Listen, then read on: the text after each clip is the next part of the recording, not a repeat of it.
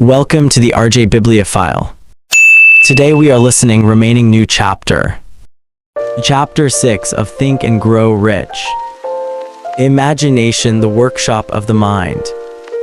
The fifth step toward riches, the imagination, is literally the workshop wherein are fashioned all plans created by man. The impulse, the desire, is given shape, form, and action through the aid of the imaginative faculty of the mind. It has been said that man can create anything which he can imagine. Of all the ages of civilization, this is the most favorable for the development of the imagination, because it is an age of rapid change. On every hand one may contact stimuli which develop the imagination. Through the aid of his imaginative faculty, man has discovered and harnessed more of nature's forces during the past 50 years than during the entire history of the human race previous to that time. He has conquered the air so completely that the birds are a poor match for him in flying. He has harnessed the ether and made it serve as a means of instantaneous communication with any part of the world. He has analyzed and weighed the sun at a distance of millions of miles, and has determined, through the aid of imagination, the elements of which it consists. He has discovered that his own brain is both a broadcasting and a receiving station for the vibration of thought, and he is beginning now to learn how to make practical use of this discovery. He has increased the speed of locomotion until he may now travel at a speed of more than 300 miles an hour. The time will soon come when a man may breakfast in New York and lunch in San Francisco. Man's only limitation within reason lies in his development and use of his imagination. He has not yet reached the apex of development in the use of his imaginative faculty. He has merely discovered that he has an imagination and has commenced to use it in a very elementary way. 2 forms of imagination. The imaginative faculty functions in two forms. One is known as synthetic imagination, and the other as creative imagination. Synthetic imagination. Through this faculty, one may arrange old concepts, ideas, or plans into new combinations. This faculty creates nothing. It merely works with the material of experience, education, and observation with which it is fed. It is the faculty used most by the inventor, with the exception of the who draws upon the creative imagination, when he cannot solve his problem through synthetic imagination. Creative imagination. Through the faculty of creative imagination, the finite mind of man has direct communication with infinite intelligence. It is the faculty through which hunches and inspirations are received. It is by this faculty that all basic or new ideas are handed over to man. It is through this faculty that thought vibrations from the minds of others are received. It is through this faculty that one individual may tune in or communicate with the subconscious minds of other men. The creative imagination works automatically, in the manner described in subsequent pages. This faculty functions only when the conscious mind is vibrating at an exceedingly rapid rate, as for example when the conscious mind is stimulated through the emotion of a strong desire. The creative faculty becomes more alert, more receptive to vibrations from the sources mentioned, in proportion to its development through use. This statement is significant. Ponder over it before passing on. Keep in mind as you follow these principles, that the entire story of how one may convert desire into money cannot be told in one statement. The story will be complete only when one has mastered ASSIMILATED and begun to make use of all the principles. The great leaders of business, industry, finance, and the great artists, musicians, poets, and writers became great because they developed the faculty of creative imagination. Both the synthetic and creative faculties of imagination become more alert with use, just as any muscle or organ of the body develops through use. Desire is only a thought, an impulse. It is nebulous and ephemeral. It is abstract and of no value until it has been transformed into its physical counterpart. While the synthetic imagination is the one which will be used most frequently, in the process of transforming the impulse of desire into money, you must keep in mind the fact that you may face circumstances and situations which demand use of the creative imagination as well. Your imaginative faculty may have become weak through inaction. It can be revived and made alert through use. This faculty does not die, though it may become quiescent through lack of use.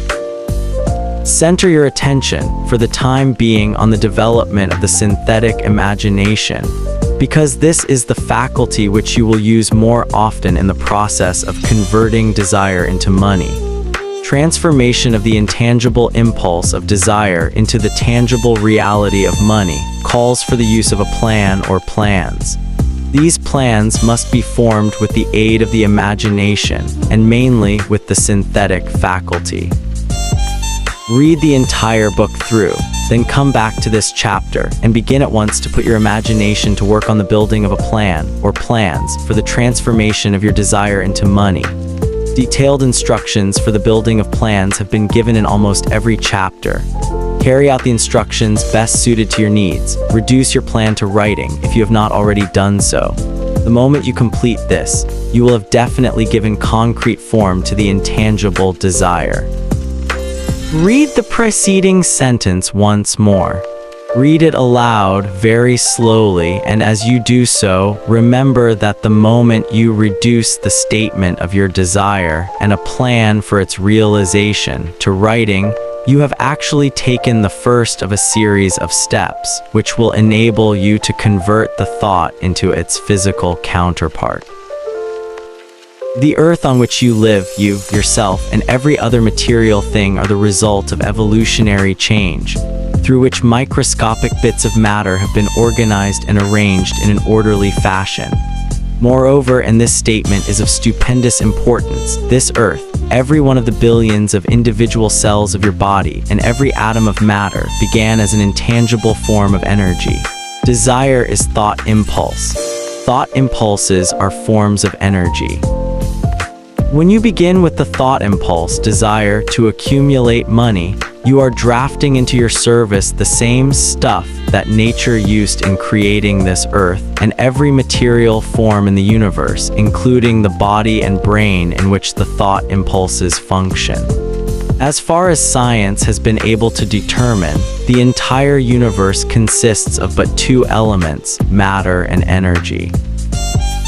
Through the combination of energy and matter has been created everything perceptible to man, from the largest star which floats in the heavens down to and including man himself. You are now engaged in the task of trying to profit by nature's method.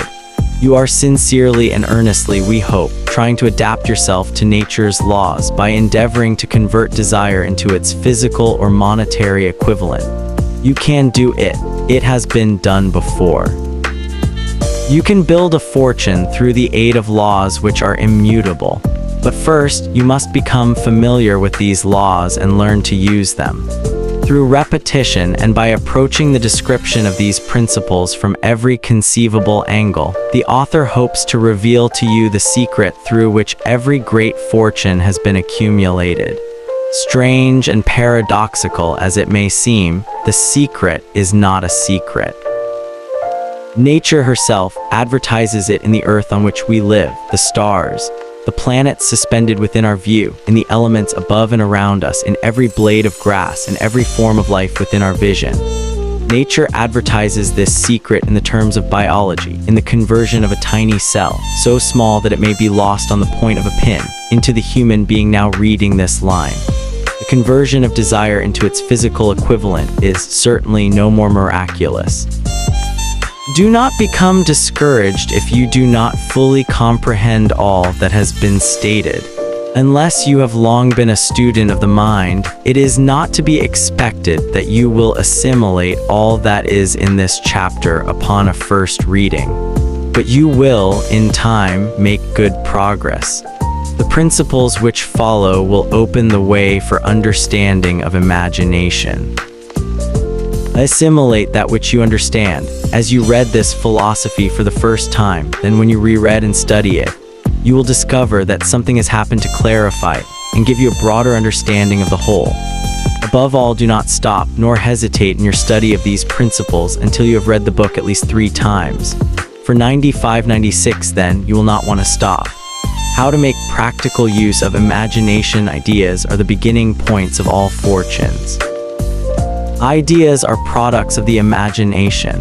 Let us examine a few well-known ideas which have yielded huge fortunes, with the hope that these illustrations will convey definite information concerning the method by which imagination may be used in accumulating riches. The enchanted kettle. 50 years ago, an old country doctor drove to town, hitched his horse, quietly slipped into a drug store by the back door, and began dickering with the young drug clerk. His mission was destined to yield great wealth to many people. It was destined to bring to the South the most far-flung benefit since the Civil War. For more than an hour, behind the prescription counter, the old doctor and the clerk talked in low tones. Then the doctor left. He went out to the buggy and brought back a large, old-fashioned kettle, a big wooden paddle used for stirring the contents of the kettle, and deposited them in the back of the store. The clerk inspected the kettle, reached into his inside pocket, took out a roll of bills and handed it over to the doctor. The roll contained exactly $500, the clerk's entire savings. The doctor handed over a small slip of paper on which was written a secret formula. The words on that small slip of paper were worth a king's ransom, but not to the doctor. Those magic words were needed to start the kettle to boiling, but neither the doctor nor the young clerk knew what fabulous fortunes were destined to flow from that kettle. The old doctor was glad to sell the outfit for $500. The money would pay off his debts and give him freedom of mind. The clerk was taking a big chance by staking his entire life's savings on a mere scrap of paper and an old kettle. He never dreamed his investment would start a kettle to overflowing with gold that would surpass the miraculous performance of Aladdin's lamp. What the clerk really purchased was an idea. The old kettle and the wooden paddle, and the secret message on a slip of paper were incidental. The strange performance of that kettle began to take place after the new owner mixed with the secret instructions an ingredient of which the doctor knew nothing. Read this story carefully. Give your imagination a test. See if you can discover what it was that the young man added to the secret message which caused the kettle to overflow with gold. Remember, as you read, that this is not a story from Arabian Nights. Here you have a story of facts stranger than fiction, facts which began in the form of an idea. Let us take a look at the vast fortunes of gold this idea has produced. It has paid, and still pays, huge fortunes to men and women all over the world, who distribute the contents of the kettle to millions of people. The old kettle is now one of the world's largest consumers of sugar, thus providing jobs of a permanent nature to thousands of men and women engaged in growing sugar cane and in refining and marketing sugar. The old kettle consumes annually millions of glass bottles, providing jobs to huge numbers of glass workers. The old kettle gives employment to an army of clerks, stenographers, copywriters, and advertising experts throughout the nation. It has brought fame and fortune to scores of artists who have created magnificent pictures describing the product. The old kettle has converted a small southern city into the business capital of the South, where it now benefits directly or indirectly every business and practically every resident of the city. The influence of this idea now benefits every civilized country in the world, pouring out a continuous stream of gold to all who touch it. Gold from the kettle built and maintains one of the most prominent colleges of the South, where thousands of young people receive the training essential for success. The old kettle has done other marvelous things. All through the World Depression, when factories, banks, and business houses were folding up and quitting by the thousands, the owner of this enchanted kettle went marching on, giving continuous employment to an army of men and women all over the world, and paying out extra portions of gold to those who long ago had faith in the idea. If the product of that old brass kettle could talk, it would tell thrilling tales of romance in every language. Romances of love, romances of business, romances of professional men and women who are daily being stimulated by it. The author is sure of at least one such romance, for he was a part of it, and it all began not far from the very spot on which the drug clerk purchased the old kettle. It was here that the author met his wife, and it was she who first told him of the enchanted kettle. It was the product of that kettle they were drinking when he asked her to accept him, for better or worse. Now that you know the content of the enchanted kettle is a world-famous drink, it is fitting that the author confess that the home city of the drink supplied him with a wife. Also that the drink itself provides him with stimulation of thought without intoxication, and thereby it serves to give the refreshment of mind which an author must have to do his best work. Whoever you are, wherever you may live, whatever occupation you may be engaged in, just remember in the future, every time you see the words Coca-Cola, that its vast empire of wealth and influence grew out of a single idea, and that the mysterious ingredient the drug clerk, a sack handler, mixed with the secret formula was imagination. Stop and think of that for a moment. Remember also that the 13 steps to riches described in this book were the media through which the influence of Coca-Cola has been extended to every city, town, village, and crossroads of the world, and that any idea you may create, as sound and meritorious as Coca-Cola, has the possibility of duplicating the stupendous record of this worldwide thirst killer. Truly, thoughts are things, and their scope of operation is the world itself. What I would do if I had $1 million, this story proves the truth of that old saying, where there's a will, there's a way. It was told to me by that beloved educator and clergyman, the late Frank W. Gonzalez, who began his preaching career in the Stockyards region of South Chicago. While Dr. Gonzalez was going through college, he observed many defects in our educational system, defects which he believed he could correct if he were the head of a college. His deepest desire was to become the directing head of an educational institution, in which young men and women would be taught to learn by doing. He made up his mind to organize a new college in which he could carry out his ideas, without being handicapped by orthodox methods of education. He needed $1 million to put the project across. Where was he to lay his hands on so large a sum of money? That was the question that absorbed most of this ambitious young preacher's thought. But he couldn't seem to make any progress. Every night he took that thought to bed with him. He got up with it in the morning. He took it with him everywhere he went. He turned it over and over in his mind until it became a consuming obsession with him. $1 million is a lot of money. He recognized that fact, but he also recognized the truth that the only limitation is that which one sets up in one's own mind. Being a philosopher as well as a preacher, Dr. Gonzalez recognized, as do all who succeed in life, that definiteness of purpose is the starting point from which one must begin.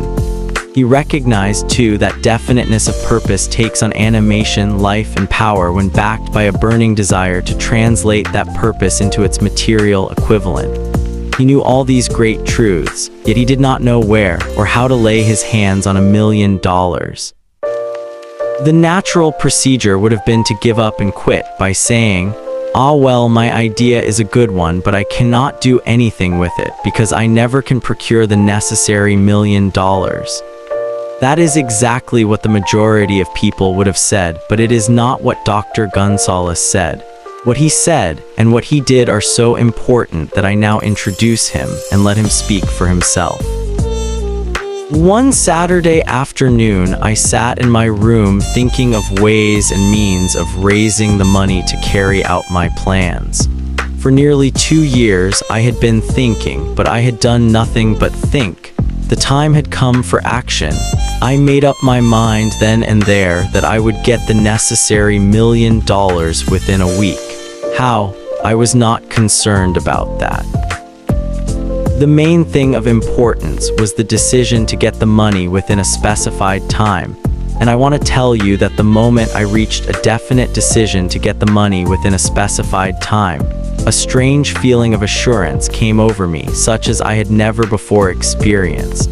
Something inside me seemed to say, "Why didn't you reach that decision a long time ago? The money was waiting for you all the time." Things began to happen in a hurry. I called the newspapers and announced I would preach a sermon the following morning entitled, "What I Would Do If I Had $1 Million." I went to work on the sermon immediately, but I must tell you frankly, the task was not difficult because I had been preparing that sermon for almost 2 years. The spirit back of it was a part of me. Long before midnight, I had finished writing the sermon. I went to bed and slept with a feeling of confidence, for I could see myself already in possession of the $1 million. Next morning, I arose early, went into the bathroom, read the sermon, then knelt on my knees and asked that my sermon might come to the attention of someone who would supply the needed money. While I was praying, I again had that feeling of assurance that the money would be forthcoming. In my excitement, I walked out without my sermon and did not discover the oversight until I was in my pulpit and about ready to begin delivering it. It was too late to go back for my notes, and what a blessing that I couldn't go back. Instead, my own subconscious mind yielded the material I needed. When I arose to begin my sermon, I closed my eyes and spoke with all my heart and soul of my dreams. I not only talked to my audience, but I fancy I talked also to God. I told what I would do with $1 million if that amount were placed in my hands. I described the plan I had in mind for organizing a great educational institution where young people would learn to do practical things and at the same time develop their minds. When I had finished and sat down, a man slowly arose from his seat about 3 rows from the rear and made his way toward the pulpit. I wondered what he was going to do. He came into the pulpit, extended his hand, and said, "Reverend, I liked your sermon. I believe you can do everything you said you would if you had $1 million. To prove that I believe in you and your sermon, if you will come to my office tomorrow morning, I will give you the $1 million. My name is Philip D. Armour." Young Gonzalez went to Mr. Armour's office and the $1 million was presented to him. With the money, he founded the Armour Institute of Technology. That is more money than the majority of preachers ever see in an entire lifetime. Yet the thought impulse back of the money was created the young preacher's mind in a fraction of a minute. The necessary $1 million came as a result of an idea. Back of the idea was a desire which young Gonzalez had been nursing in his mind for almost 2 years. Observe this important fact. He got the money within 36 hours after he reached a definite decision in his own mind to get it, and decided upon a definite plan for it. There was nothing new or unique about young Gonzalez vague thinking about $1 million and weekly hopping for it. Others before him, and many since his time, have had similar thoughts. But there was something very unique and different about the decision he reached on that memorable Saturday, when he put vagueness into the background and definitely said, "I will get that money within a week." God seems to throw himself on the side of the man who knows exactly what he wants if he is determined to get just that. Moreover, the principle through which Dr. Gonzalez got his $1 million is still alive. It is available to you. This universal law is as workable today as it was when the young preacher made use of it so successfully. This book describes, step by step, the 13 elements of this great law and suggests how they may be put to use. Observe that Isaac Handler and Dr. Frank Gonzalez had one characteristic in common. Both knew the astounding truth that ideas can be transmuted into cash through the power of definite purpose, plus definite plans. If you are one of those who believe that hard work and honesty alone will bring riches, perish the thought. It is not true. Riches, when they come in huge quantities, are never the result of hard work. Riches come, if they come at all, in response to definite demands based upon the application of definite principles and not by chance or luck. Generally speaking, an idea is an impulse of thought that impels action by an appeal to the imagination. All master salesmen know that ideas can be sold where merchandise cannot. Ordinary salesmen do not know this, that is why they are ordinary. A publisher of books which sell for a nickel made a discovery that should be worth much to publishers generally. He learned that many people buy titles and not contents of books. By merely changing the name of one book that was not moving, his sales on that book jumped upward more than 1 million copies. The inside of the book was not changed in any way. He merely ripped off the cover bearing the title that did not sell, and put on a new cover with a title that had box office value. That, as simple as it may seem, was an idea. It was imagination. There is no standard price on ideas. The creator of ideas makes his own price, and if he is smart, gets it. The moving picture industry created a whole flock of millionaires. Most of them were men who couldn't create ideas, but they had the imagination to recognize ideas when they saw them. The next flock of millionaires will grow out of the radio business, which is new and not overburdened with men of keen imagination. The money will be made by those who discover or create new and more meritorious radio programs and have the imagination to recognize merit and to give the radio listeners a chance to profit by it. The sponsor, that unfortunate victim who now pays the cost of all radio entertainment, soon will become idea conscious and demand something for his money. The man who beats the sponsor to the draw and supplies programs that render useful service is the man who will become rich in this new industry. Crooners and light chatter artists who now pollute the air with wisecracks and silly giggles will go the way of all light timbers, and their places will be taken by real artists who interpret carefully planned programs which have been designed to service the minds of men, as well as provide entertainment. Here is a wide, open field of opportunity screaming its protest at the way it is being butchered, because of lack of imagination and begging for rescue at any price. Above all, the thing that radio needs is new ideas. If this new field of opportunity intrigues you, perhaps you might profit by the suggestion that the successful radio programs of the future will give more attention to creating buyer audiences and less attention to listener audiences. Stated more plainly, the builder of radio programs who succeeds in the future must find practical ways to convert listeners into buyers.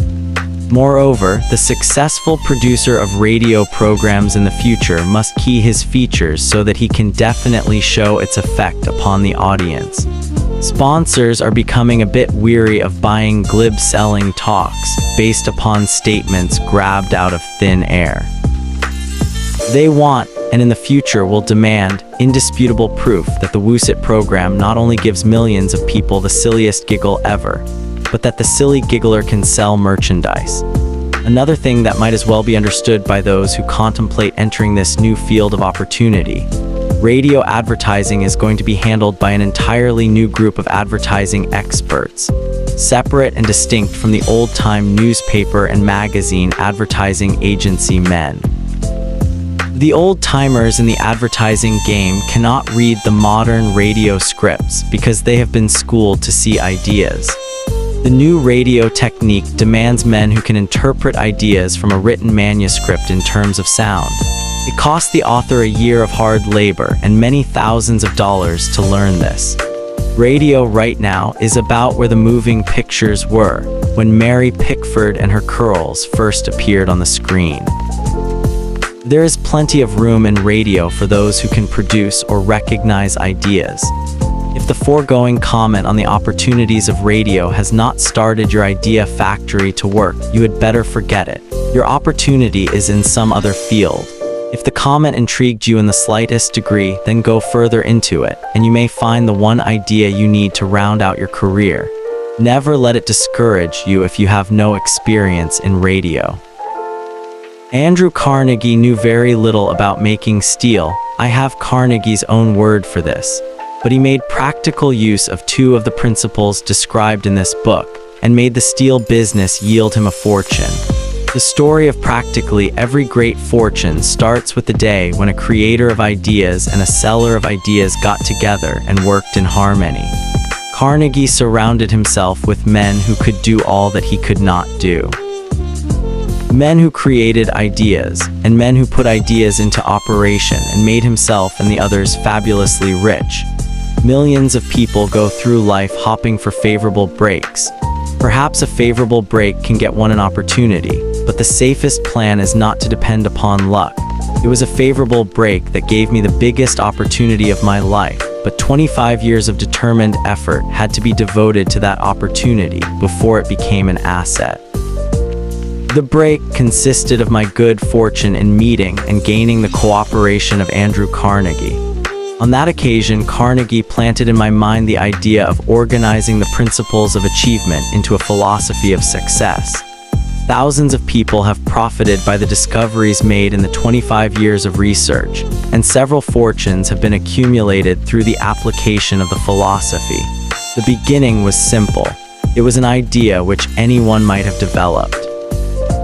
The favorable break came through Carnegie.